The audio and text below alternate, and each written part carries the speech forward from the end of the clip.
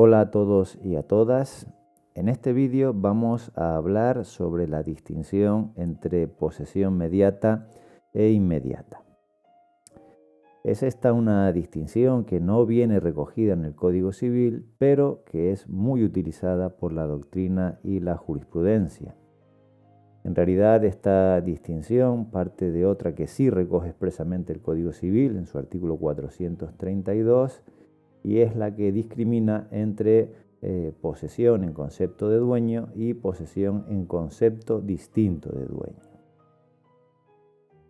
La posesión inmediata sería la posesión que se tiene directamente por la tenencia o disfrute material de la cosa, mientras que la posesión mediata sería la que se tiene a través de la posesión de otro y sin la detentación material de la cosa. Esta segunda acepción es la que posiblemente resultará más difícil de entender por parte del estudiante. Y para hacerlo creo que lo mejor es que lo veamos con un ejemplo. Imaginemos el propietario de una vivienda, el dueño de una vivienda. Nos resultará fácil entender y afirmar que en la medida en que ese propietario sea quien utiliza materialmente el bien, quien obtiene directamente el disfrute del mismo, quien está en el uso de la vivienda, resultará fácil afirmar, les decía, que el propietario será el poseedor inmediato de la vivienda. Ahora bien, puede suceder que el propietario decida ceder el uso de esa vivienda a otra persona, a través, por ejemplo, de un contrato de arrendamiento. El propietario cede el uso de su vivienda al inquilino o arrendatario. El propietario en realidad está trasladando la posesión de la vivienda al inquilino o arrendatario. Y en este nuevo escenario podemos afirmar que el poseedor inmediato del inmueble pasa a ser el inquilino arrendatario, puesto que es él quien está disfrutando materialmente de la casa. Sin embargo, y aquí empieza a operar esta distinción, al propietario que ya no está en el uso del bien, que ya no tiene la detentación material de la cosa, le vamos a continuar considerando poseedor, solo que le vamos a llamar poseedor mediato. De manera que, en realidad, cuando hablamos de posesión inmediata, nos estamos fijando en el hecho de la posesión, o en la posesión entendida como un hecho. Mientras que al hablar de la posesión mediata, estamos pensando en una posesión que no se basa en una situación fáctica, que no se basa en un hecho, sino que se entiende aquí la posesión como un derecho. Y muchos de ustedes pueden estarse preguntando, ¿por qué? ¿Y para qué?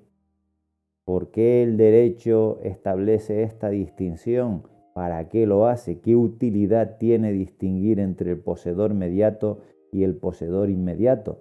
¿No sería más fácil limitarnos a llamar poseedor a quien está en el uso material del bien?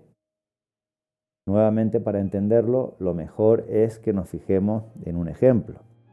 En el caso del arrendamiento que les acabo de exponer, tenemos que el poseedor inmediato es el inquilino, que es el que está en el disfrute del bien, pero ese inquilino está en el disfrute del bien, tiene la posesión del bien, porque el propietario ha decidido que así sea y ha celebrado el correspondiente contrato de arrendamiento.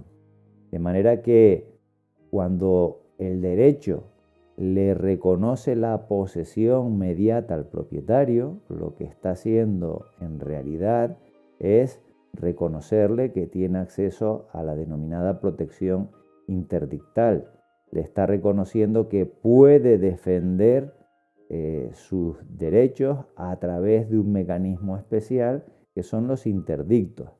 En realidad lo que puede defender es el denominado ius possessionis, su ius possessionis o derecho a seguir en la posesión. No debemos perder de vista que al final esta situación posesoria, en virtud de la cual quien tiene materialmente el bien, el inquilino,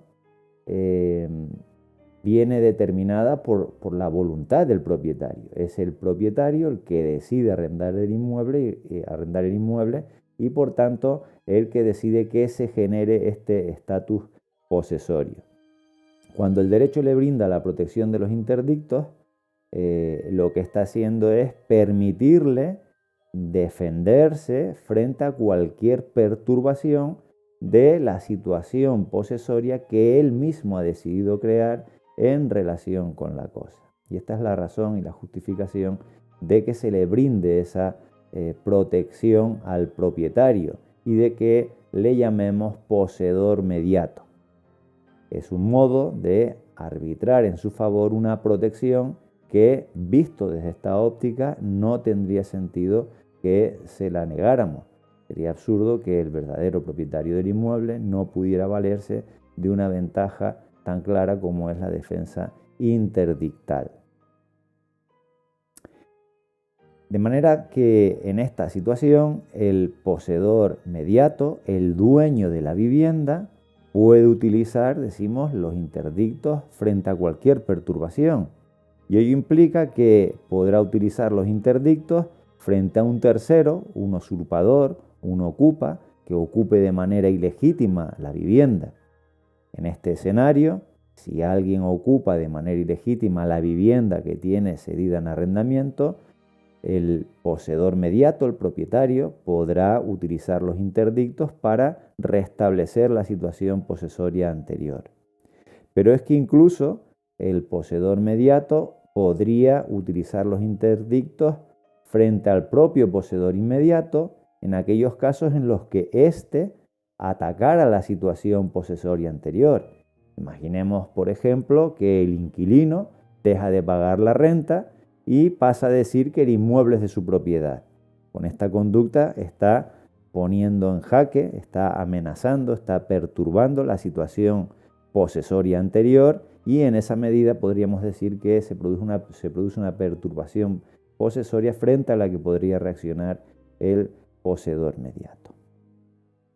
La última cuestión sobre la que me gustaría incidir a propósito de esta distinción entre posesión mediata e inmediata es que es importante tener presente que la posesión mediata admite diversos grados.